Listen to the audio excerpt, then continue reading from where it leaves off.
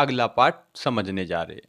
इसमें लिखा है, हृदय के विकास के लिए सबसे अच्छा तरीका ये है कि कम से कम इच्छा की जाए।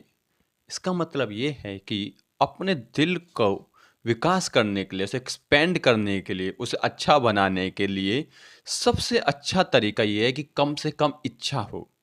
गौतम बुद्ध कहते थे, इच्छा, अभिलाषा दुख का कारण है। अब इसे हम डीपली समझते हैं। देखिए, क्या होता है कि जैसे जैसे इंसान जो होता है इच्छा करता जाता है, उसका जो है मन उसको कहता है और पाओ, फिर और पाओ। ठीक है।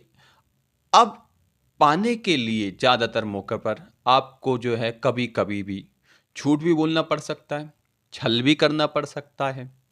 ठीक है। ऐसे रास्ते पर भी जाना पड़ सकता है जो आपकी आत्मा आपको मंजूर ना करे। जीसस ने कहा है ना, उस आदमी को क्या फ़ायदा जो पूरी दुनिया जीत ले और अपनी आत्मा खो दे। बहुत बार ऐसा होता है कि एक तरफ आपकी इच्छा है, ठीक है, और एक तरफ आपके असूल हैं, और आपका मन कहता है इसे तो पाना है, चाहे मुझे कोई भी रास्ता अपनाना पड़े। टिट फॉर और टैट, है ना, साम दाम दंड भेद, ये सारी चीज़ें। और जैसे ही आप गलत रास्ता अपनाते हैं, आप अपनी आत्मा खो देते हैं, आप नेकी खो देते हैं। और जैसे नेकी खो देते हैं, आप अपना दिल, अपना मन, आपकी आत्मा खो देते हैं। और फिर जीसस की बात आती है कि उस इंसान को क्या लाभ जो पूरी दुनिया तो जीत ले पर खुद को हार जाए, खुद को खो दे। ठीक है, अपनी आत्मा को खो दे। तो अगर आप चाहते हैं कि आपका जो मन है, आपका दिल है, वो एक्सपेंड करे, वो भलाई में रहे, तो कम से कम इच्छा रखनी है। या कम से कम इच्छा का मतलब ये नहीं है कि आप गरीबी में रहे या ऐसी चीज़ों में रहे।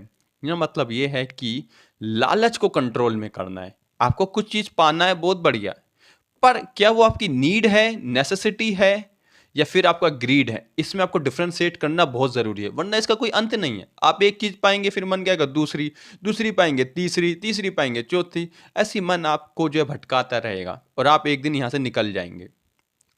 तो मेन चीज़ है अपनी इच्छाओं पे काबू करना, और ये बहुत मुश्किल काम है। आप देखते हैं ना, कैपिटलिस्ट वर्ल्ड में लोग जो है बहुत अमीर भी है, ठीक है,